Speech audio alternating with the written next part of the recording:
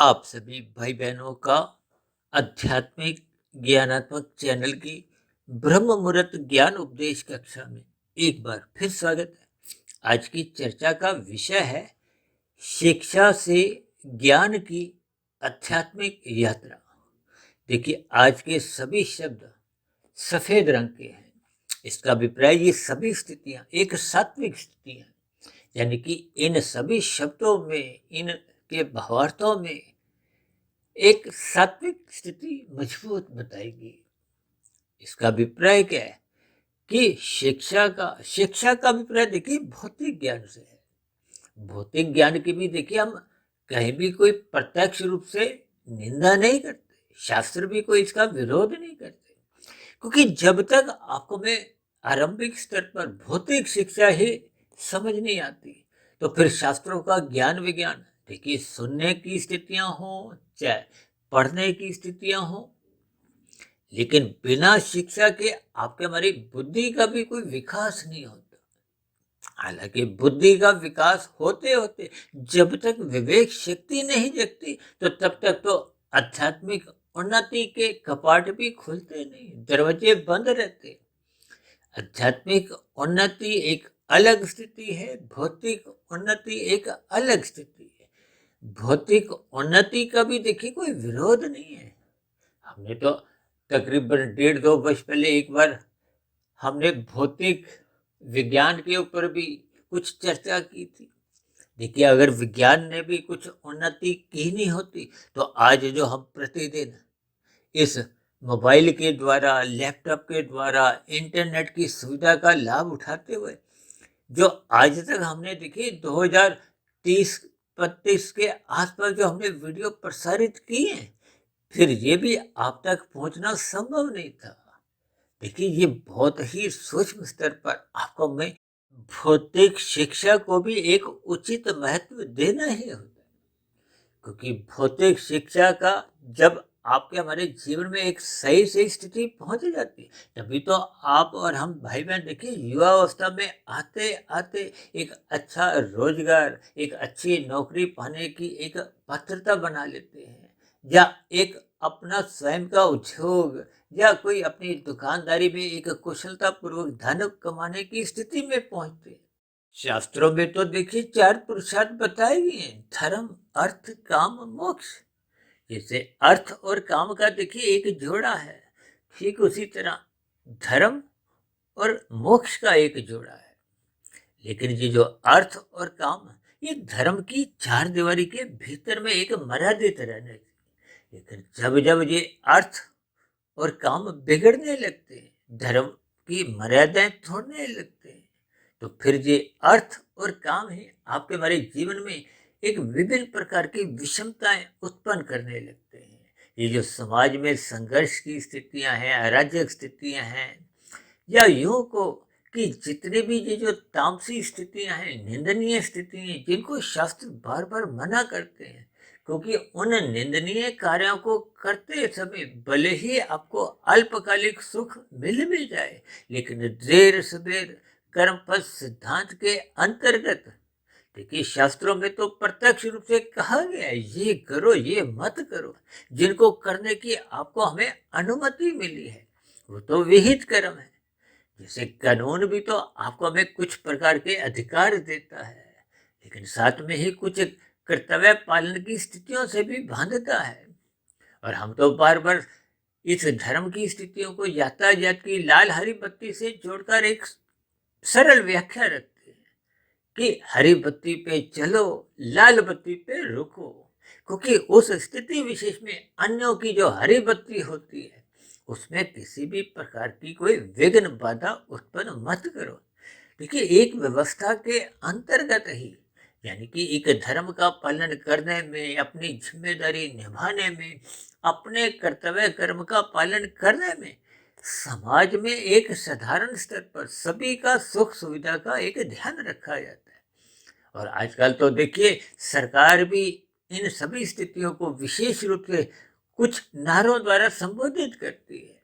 सबका विकास, देखिए सबका हित हो, सबका विकास हो।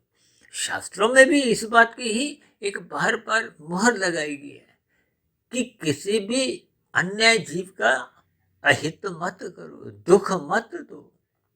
हालांकि हम अपने स्वयं के सुख के लिए भी जो पुरुषार्थ करते हैं उसको धर्मार्थ, तभी तो शास्त्र कहते हैं विधि विधान द्वारा विहित कर्म करो।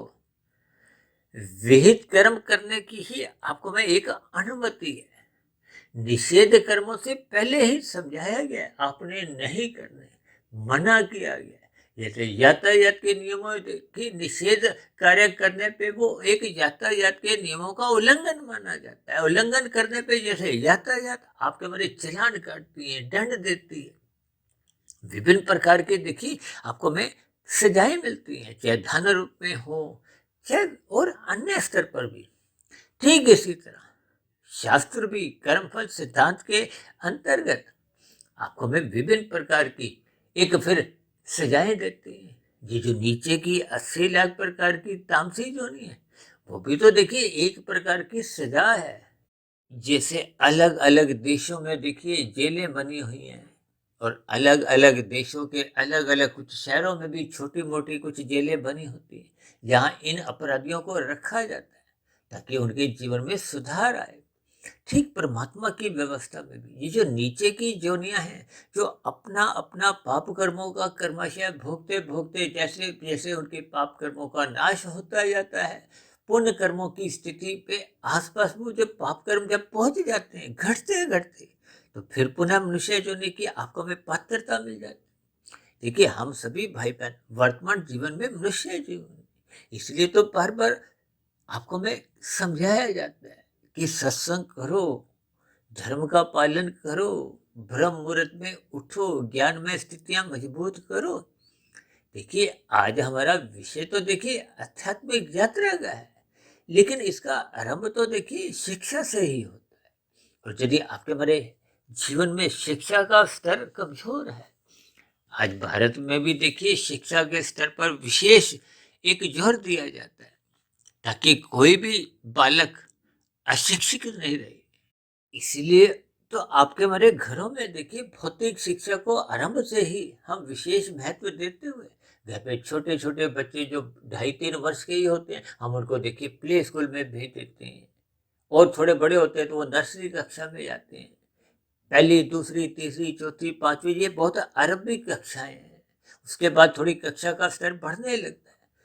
देखिए आरंभिक स्तर पर इन सभी भौतिक शिक्षाओं का विशेष महत्व सभी देशों में ही माना गया क्योंकि आपके मेरे जीवन में अर्थ कमाने के लिए, अपनी कामनाओं की पूर्ति के लिए, जीवन यापन करने के लिए ये सभी स्थितियां बिना भौतिक शिक्षा के संभव नहीं है।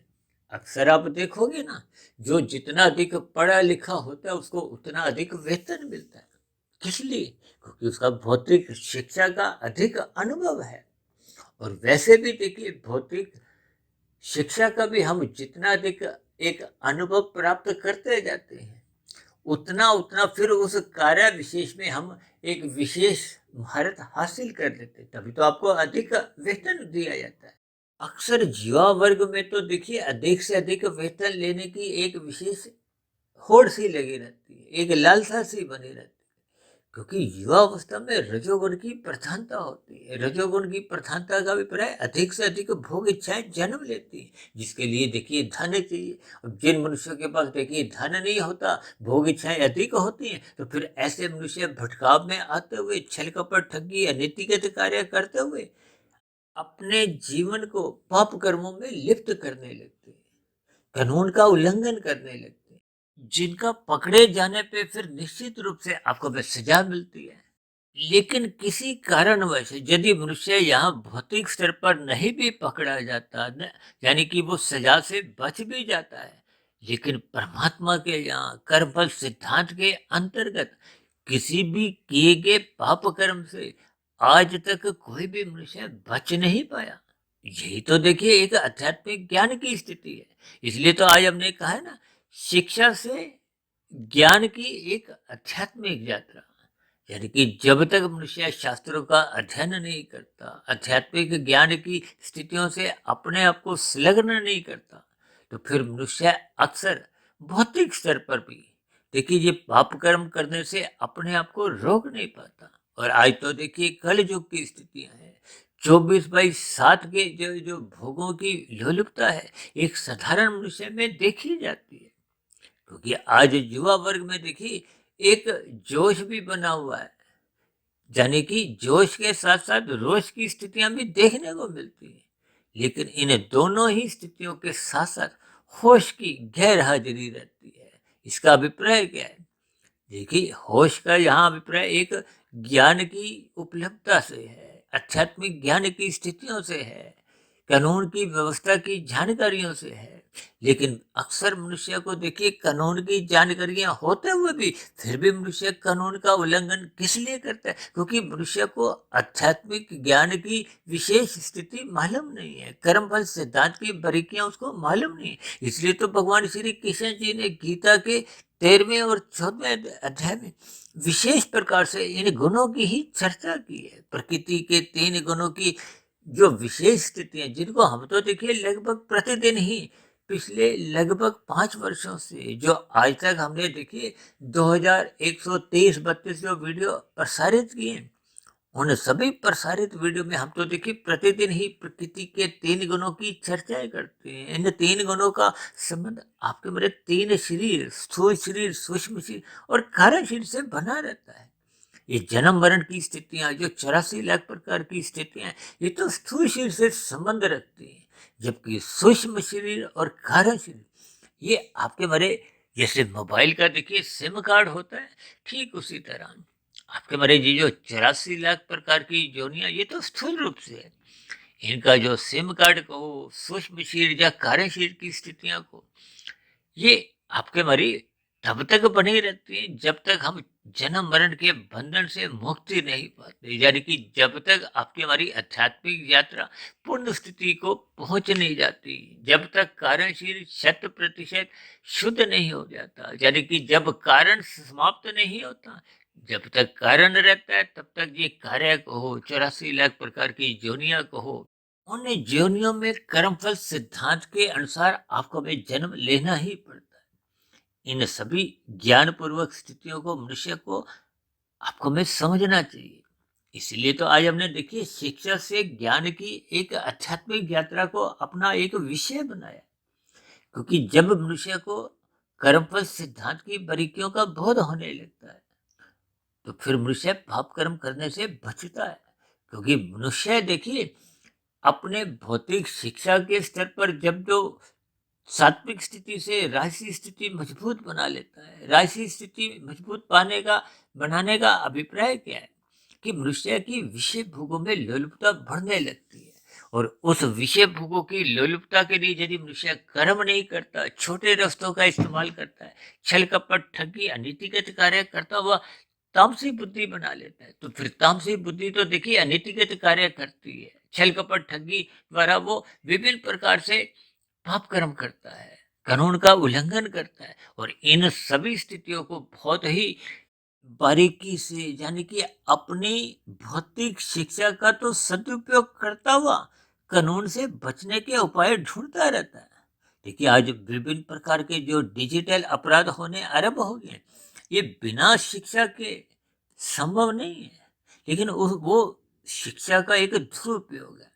इसलिए तो कहते हैं कि शिक्षा से ज्ञान की आध्यात्मिक यात्रा, यानी कि आपको भी शास्त्रों का ज्ञान विज्ञान समझना चाहिए।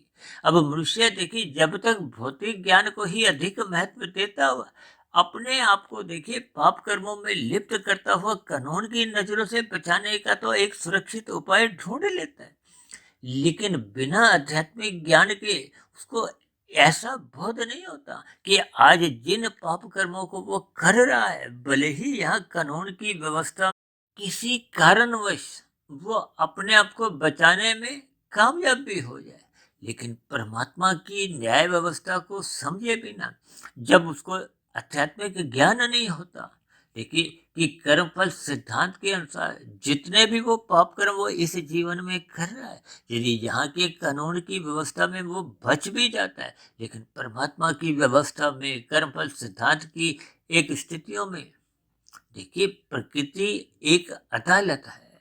प्रकृति की अदालत में देखिए कोई ऐसा पुलिस विभाग नहीं है, कोई जज नहीं होता, कोई वकील नहीं होता, कोई गवाह की जरूरत नहीं होती। वहां तो देखिए प्रकृति की कर्मफल सिद्धांत में अपने आप ही सभी स्थितियां बनती जाती हैं। ये 84 लाख प्रकार की जीवनों का ज्ञान विज्ञान जब मनुष्य को समझ में आने लगता है, यही तो एक आध्यात्मिक ज्ञान की स्थितियां हैं। यानी कि जब मनुष्य को कर्मफल सिद्धांत की बारीकियों का बोध होने लगता है, ये जन्म मरण की स्थितियों का बोध होने लगता है, कर्माशय संस्कारों की स्थितियों का बोध होने लगता है, ये सूक्ष्म शरीर कारण शरीर का आपसी क्या संबंध है, आत्मा परमात्मा का क्या संबंध है, इन सभी स्थितियों को जब तक मनुष्य को ज्ञान पूर्वक समझ नहीं आती, या यूं को कि उसकी सात्विक बुद्धि बनती नहीं है। सात्विक बुद्धि बनते बनते जब तक विवेक शक्ति जगती नहीं है, यानी कि जब तक वो मनुष्य आध्यात्मिक उन्नति के अपने दरवाजे नहीं खोलता, या यूं को कि जब तक मनुष्य आध्यात्मिक यात्रा पर नहीं निकलता, तो फिर ये जो भौतिक शिक्षा जो उसने अर्जित भी की थी, उस भौतिक शिक्षा का भी वो सदुपयोग अपने जीवन में कर नहीं पाता। देखिए ये बहुत ही सूक्ष्म स्थितियां जो आज हम शिक्षा से ज्ञान की आध्यात्मिक यात्रा के अंतर्गत करते जा रहे हैं, इन सभी बारीकियों को आपको में समझना होगा। इसलिए तो भगवान श्री कृष्ण जी बार बार कहते हैं प्रकृति के 3 गुणों के ज्ञान विज्ञान को समझो, ये गुणतम ज्ञान विज्ञान है। और प्रकृति की कर्मफल सिद्धांत की बारीकियों के बारे में तो शास्त्र बार बार कहते हैं। भगवान श्री कृष्ण जी ने तो गीता में ही कहा है कि अच्छे अच्छे बुद्धिमान मनुष्य भी इन कर्मफल सिद्धांत की बारीकियों को समझ नहीं पाते हैं। इसलिए हम सभी भाई बहनों को अपने मिले हुए जीवन में सत्वगुण का अधिक से अधिक संग, यानी कि श्रद्धा पूर्वक सत्संग करते रहना चाहिए। ये श्रद्धा पूर्वक किया गया सत्संग ही मनुष्य को पाप कर्मों से बचाता है। और पाप कर्मों से बचने का अभिप्राय क्या है कि आपके हमारी भौतिक शिक्षा भले ही इस जीवन तक आपके हमारे काम तो आती है, आपके हमारे जीवन में विभिन्न प्रकार की अनुकूलताएं उपलब्ध करवाती है। ये अनुकूलताएं होने से ही आपकी बड़ी आध्यात्मिक उन्नति करने में कुछ अनुकूल परिस्थितियां में मददगार बन जाती।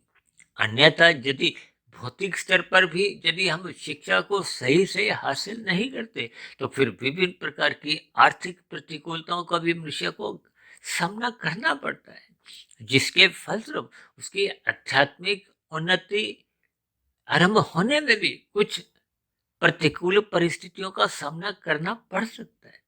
देखिए इन सभी स्थितियों को यथार्थ रूप से आपको में ज्ञानपूर्वक समझना चाहिए। यानी कि पाप कर्मों से मनुष्य तभी बच पाता है जब मनुष्य शास्त्रों का अध्ययन करता है, श्रद्धा पूर्वक सत्संग करता है, ब्रह्म मुहूर्त में उठकर इन किए गए सत्संग का स्वाध्याय करता है, इस किए गए सत्संग का मनन करता है, शोध करता है, जिसके फलस्वरूप उसके कारण शरीर में शुभ संस्कार सहज ही बनने लगते हैं। अब शुभ संस्कार बनते बनते वो जो पहले के बुरी प्रवृत्तियां, बुरे संस्कार, ये तामसी संस्कार, छल कपट ठगी या नीतिगत कार्यों के जो बुरे संस्कार पहले बढ़ चुके थे, वो क्रमशः धीरे धीरे कमजोर होने लगते हैं, समाप्त होने लगते हैं, दग्ध बीज होने लगते हैं। तो फिर मन बुद्धि के स्तर पर पुनः पाप कर्मों कोई इच्छा हो, कोई फुरना जागृत ही नहीं होता, मन में किसी भी प्रकार की कोई वृत्ति जागती ही नहीं है। तो फिर स्थूल शरीर के स्तर पर जो आपके हमारी जो 5 ज्ञानेंद्रियां हैं, जो 5 भोग्य विषयों का सुख भोगने को आपको में बाध्य करती हैं। देखिए नाक जिभ्या आंख त्वचा कान, ये तो स्थूल शरीर के स्तर पर ज्ञानेंद्रिय हैं। और हाथ पैर वाणी लिंग गुदा ये 5 कर्मेंद्रिय हैं।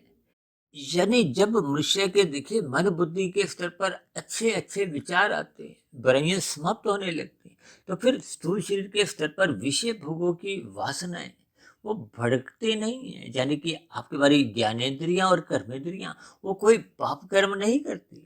इन सभी स्थितियों को आपको हमें ज्ञान पूर्वक समझना होगा। यानी कि अपनी भौतिक शिक्षा का एक सदुपयोग करते हुए आध्यात्मिक ज्ञान की चर्चाएं निरंतर आपको हमें अपने जीवन में करते रहना चाहिए। श्रद्धा पूर्वक सत्संग करना होगा, शास्त्रों का स्वाध्याय करना होगा, गुरु के प्रवचनों को सुनना होगा।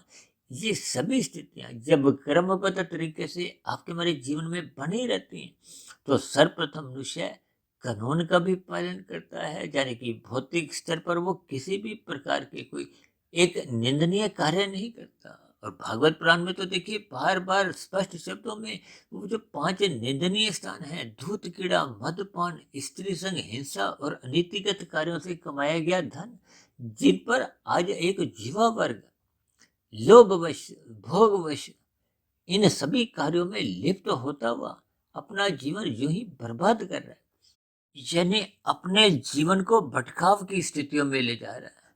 तो जब उसको शास्त्रों का ज्ञान विज्ञान कुछ आरंभिक स्तर पर समझ में आने लगता है, विशेष रूप से ये कर्मफल सिद्धांत की बारीकियां जब समझ में आने लगती हैं, तो मनुष्य सर्वप्रथम पाप कर्मों से अपने आप को रोक लेता है। ये सभी स्थितियां आपके हमारे आध्यात्मिक ज्ञानमय स्थितियों के दरवाजे खोलती है, यानी कि कुल मिलाकर आपको हमें भौतिक शिक्षा को तो महत्व देना ही है, लेकिन भौतिक शिक्षा के साथ साथ आध्यात्मिक ज्ञान को भी एक विशेष स्तर पर महत्व देते रहना होगा, ताकि हम सर्वप्रथम पाप कर्मों से बचें। पाप कर्मों से बचते बचते सर्वप्रथम हम परोपकार के कार्यों में अपने आप को संलग्न करें। फिर परोपकार के कार्यों में धीरे धीरे जैसे जैसे आध्यात्मिक उन्नति यात्रा आपकी आगे बढ़ने लगती है, तो फिर परोपकार के कार्यों में सकामता समाप्त होने लगती है, निष्कामता सहज ही पनपने लगती है। तो ये निष्कामता ही मनुष्य को कर्म योग, फिर कर्म योग परिपक्व होते होते ज्ञान योग, फिर ज्ञान योग परिपक्व होते होते भक्ति योग में स्थित कर आपके हमारे जीवन की आध्यात्मिक उन्नति के दरवाजे कर्म से खुलते जाते हैं। यही मनुष्य जीवन की एक शुद्ध कमाई है। देखिए भौतिक उन्नति का भी हम कहीं भी किसी भी स्तर पर कोई विरोध नहीं है, जब तक वो भौतिक उन्नति आपके हमारे जीवन में एक कानून के अंतर्गत शास्त्रों के अनुसार एक धर्मानुसार एक व्यवस्थित रहती है। लेकिन आध्यात्मिक उन्नति जिसके लिए आपको में मनुष्य योनि का एक अवसर मिला है, उस अवसर का आपको में लाभ उठाना होगा, यानी कि अपने मिले हुए जीवन में भौतिक शिक्षा के साथ साथ आध्यात्मिक ज्ञान को अधिक से अधिक महत्व देते हुए अपनी आध्यात्मिक यात्रा में एक गति लानी होगी, ताकि हम सभी भाई बहनों का मिला हुआ जीवन सफल हो, सार्थक हो। ऐसी सभी शुभ स्थितियां हम सभी भाई बहनों के जीवन में भी निरंतर बनना आरंभ हो। इन्हीं शुभकामनाओं के साथ आज की चर्चा विषय को अब यहीं विश्राम देते हैं। शाम को फिर मिलते हैं संध्या बेला ज्ञान कक्षा में। तब तक आप अपने आध्यात्मिक मित्र सुधीर भाटिया फकीर को इजाजत दें। फिर भी वीडियो संबंधित आपके मन में किसी प्रकार का कोई प्रश्न उठ रहा हो, कोई मेरी कही गई बातें आपको तर्क संगत आधी अधूरी लगती हो, यानी कि मेरी कही गई बातों पर आपको किसी प्रकार का कोई मतभेद हो, शिकायत हो, तो आपके प्रश्नों का, सुझावों का और आपकी शिकायतों का नीचे दिए गए कमेंट्स बॉक्स पर सदा ही स्वागत है। इस चर्चा विषय को ध्यानपूर्वक सुनने के लिए आप सभी भाई बहनों का बहुत बहुत धन्यवाद।